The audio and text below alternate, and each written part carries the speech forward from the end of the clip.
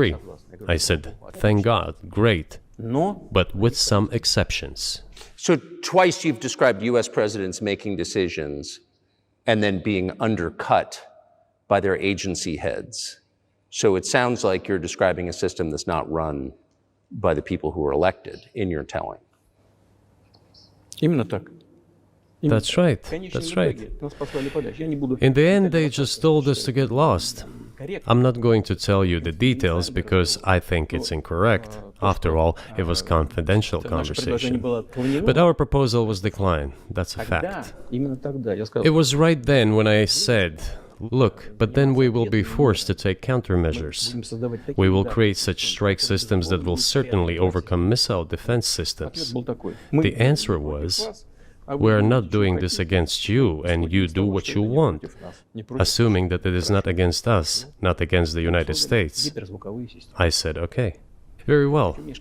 That's the way it went. And we created hypersonic systems with intercontinental range, and we continue to develop them. We are now ahead of everyone, the United States and the other countries, in terms of the development of hypersonic strike systems, and we are improving them every day. But it wasn't us. We proposed to go the other way, and we were pushed back. Now, about NATO's expansion to the east. Well, we were promised no NATO to the east, not an inch to the east, as we were told. And then what? They said, well, it's not enshrined on paper, so we'll expand.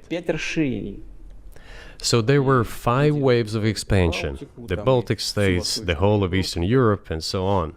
And now I come to the main thing. They have come to the Ukraine, ultimately. In 2008, at the summit in Bucharest, they declared that the doors for Ukraine and Georgia to join NATO were open. Now about how decisions are made there.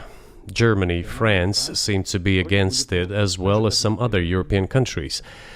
But then, as it turned out later, President Bush, and he's such a tough guy, a tough politician, as I was told later, he exerted pressure on us and we had to agree.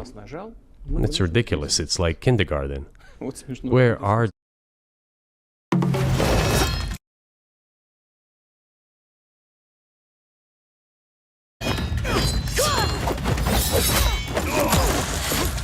You and the companies before us, I know you don't mean it to be so, but you have blood. And honestly, we